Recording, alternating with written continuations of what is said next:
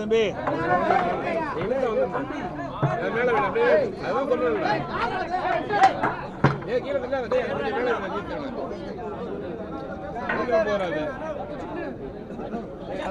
ஓகேவா? அனைத்து ஊடக நண்பர்களுக்கும் பத்திரிகை நண்பர்களுக்கும் வணக்கம். இன்றைய தினம் திராவிட முன்னேற்ற கழக அரசு 2026-27 இடைக்கால நிதிநிலை அறிக்கையை இன்றைக்கு சட்டமன்றத்தில் தாக்கல் செய்துள்ளது. கடந்த 5 ஆண்டுகளாக தமிழக மக்களை வாட்டி வைத்த திராவிட மாடல் என்ற பெயரால் நடத்தப்பட்ட ஏமாற்று மாடல் திமுக அரசு தனது கடைசி பட்ஜெட் பேரவையில் தாக்கல் செய்துள்ளது. இன்று காலை நாங்கள் தமிழ்நாடு சட்டமன்றத்தில் மாபெரும் காதுகுத்து விழா அழைப்பதிலை அனைத்து ஊடக நண்பர்களுக்கும் அளித்திருக்கின்றோம். அதை நீங்கள் பார்த்திருப்பீர்கள். எந்த அளவுக்கு இந்த அரசு மக்களுக்கு காதுகுத்து என்பதை நாட்டு மக்கள் அறிய வேண்டும் என்பதற்காக இந்த அழைப்புதலை உங்களிடம் கொடுத்திருக்கின்றோம். நீங்கள் மக்களிடத்திலே கொண்டு போய் சேர்ப்பது உங்களுடைய கடமை என்று அன்போடு இந்த நேரத்தில் கேட்டுக்கிறேன். 2021ஆம் ஆண்டு திராவிட முன்னேற்ற கழகம் சட்டமன்ற பொதுத் தேர்தலும் போது 525 அறிவிப்புகள் வெளியிட்டாங்க. இதுவரைக்கும் 4 ஒரு அறிவிப்பு கூட நிறைவேற்றவில்லை. அதில் முக்கியமான பல அறிவிப்புகள். இன்றைக்கு அரசு ஊழியர்களுக்கு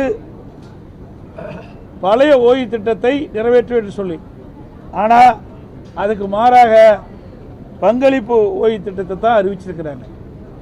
அரசு ஊழியர்களையும் இந்த அரசு ஏமாற்றி விட்டது. அதோடு பல துறைகளில் பணிபுரிகின்ற அலுவலர்களுக்கு பல்வேறு உறுதிமொழிகளை அளித்தார்கள். சத்துணவு அமைப்பாளருக்கு வாக்குறுதி கொடுத்தாங்க, நிறைவேற்றலை. பகுதி நேர ஆசிரியர்களுக்கு வாக்குறுதி கொடுத்தாங்க, நிறைவேற்றலை.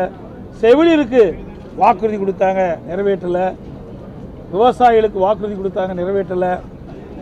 இப்படி பல துறையில் இருக்கின்ற அலுவலர்களுக்கு கொடுக்கப்பட்ட வாக்குறுதியை நிறைவேற்றவில்லை என்று எல்லோருமே போராட்டத்தில் ஈடுபட்டு தமிழகம் ஒரு போராட்ட களமாக இன்றைக்கு மாறி இருக்கின்றது.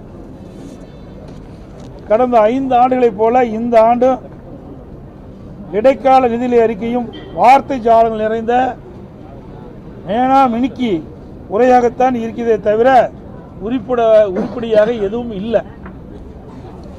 25-26 நிதிநிலை அறிக்கையில் வருவாய் வரவுகளில் மாநிலத்தின் சொந்த வருவாய் 2.58 லட்சம் என்று எதிர்பார்த்த நிலையில் திருத்திய மதிப்பீட்டின்படி மாநில சொந்த வருவாய் 2.32 லட்சம் கோடியாக குறைந்துள்ளது.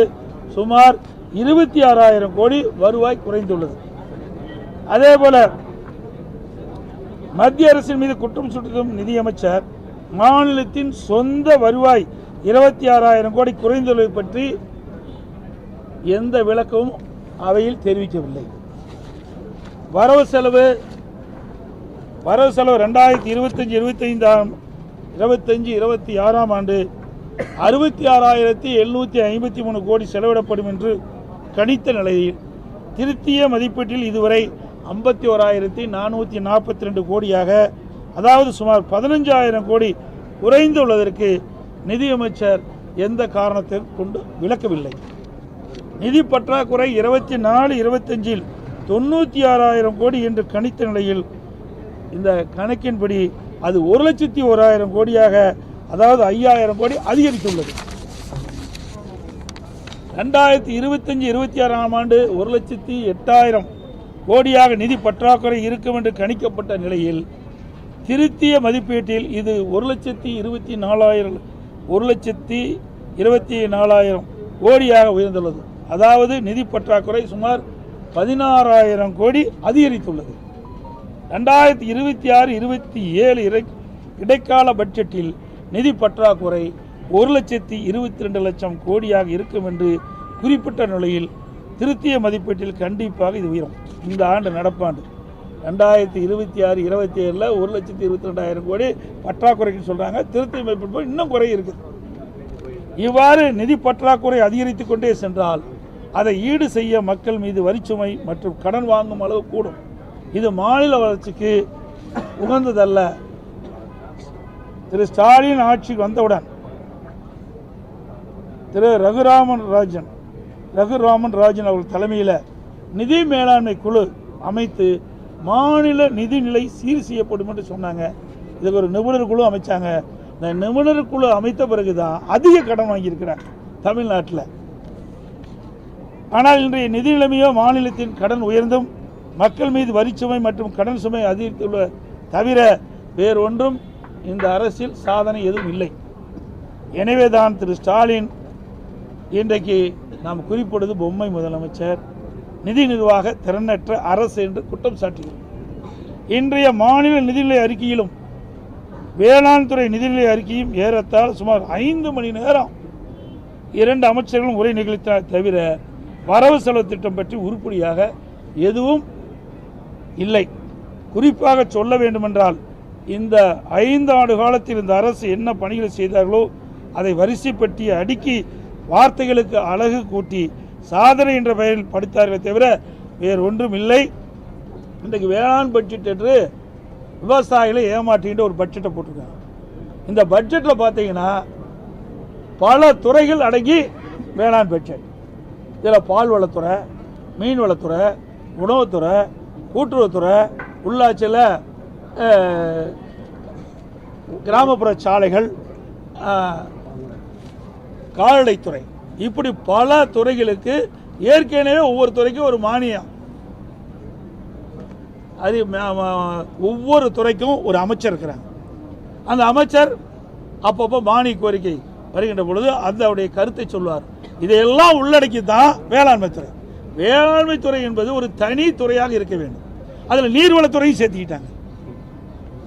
இப்படி விவசாயிகளை ஏமாற்றுகின்ற ஒரு பட்ஜெட் தான் வேளாண் பட்ஜெட் என்பதை இந்த நேரத்தில் தெரிவிக்கிறேன். அது மட்டுமல்ல, மொத்தத்தில் விடியா திமுகவின் நிதிநிலை அறிக்கை அத்திப்பழம் வெளியே அழகாக இருக்கும், அத்திப்பழம் வெளியே அழகாக இருக்கும், புட்டு பார்த்தால் உள்ளே சொத்தையாக இருக்கும் என்பதற்கு உதாரணமாக இந்த நிதிநிலை அறிக்கையில் உள்ளன. வேற என்ன இருக்கு?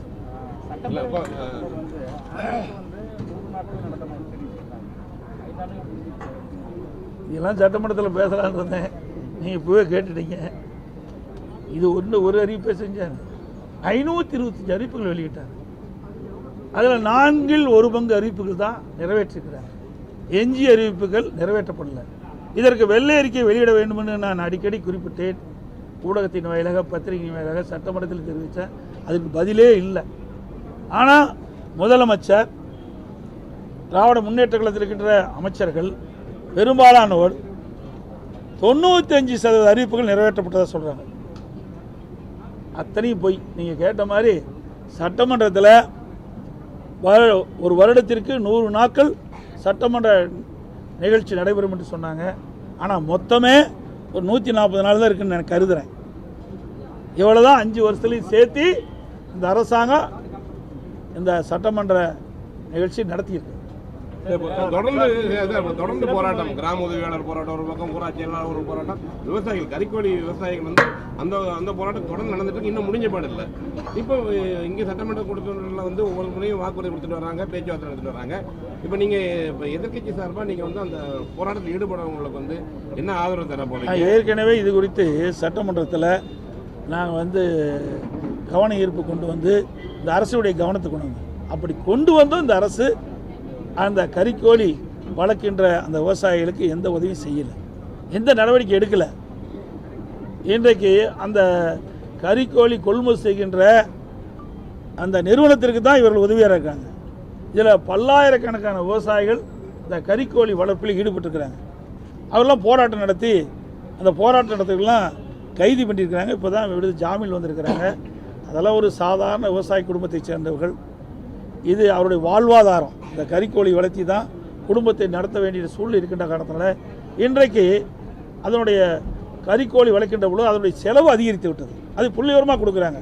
அதற்கு உண்டான தொகை அதிகரித்து தான் கேட்குறாங்க. அதை கூட இந்த அரசு சரியான முறையிலே அந்த நிறுவனத்தை அணுகி அந்த கறிக்கோழி வழக்கறிஞரை அணுகி ஒரு பேச்சுவார்த்தை நடத்தி ஒரு சுமூகமான ஒரு சுமூகமான ஏற்பாட்டை செய்திருக்கணும். ஆனால் அதெல்லாம் இந்த அரசை பற்றி கவலையே கிடையாது, அதை பற்றியும் கவலைப்படுறது கிடையாது. எவ்வளோ போராட்டம் பண்ணாலும் அதை பற்றி கவலைப்படுறதில்லை. இன்னைக்கு விவசாயிகள் பற்றியும் கவலைப்படுறதில்லை, பொதுமக்களை பற்றியும் கவலைப்படுறதில்லை. ஒட்டுமொத்த மக்களையே பற்றி கவலைப்படாத ஒரே அரசாங்கம் திமுக அரசாங்கம்.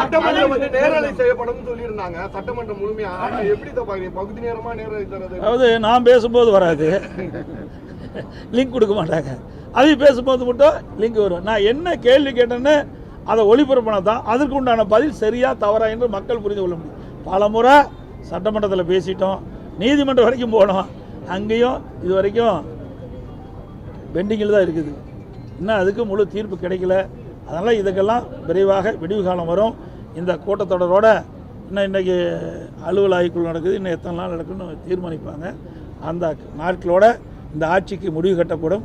மீண்டும் அனைத்து இந்திய அண்ணா திராவிட முன்னேற்ற கழக தலைமை தேசிய ஜனநாயக கூட்டணி இணைந்து இன்றைக்கு மிகப்பெரிய ஒரு கூட்டணி அமைச்சிருக்கிறோம், வலிமையான கூட்டணி அமைச்சிருக்கிறோம்.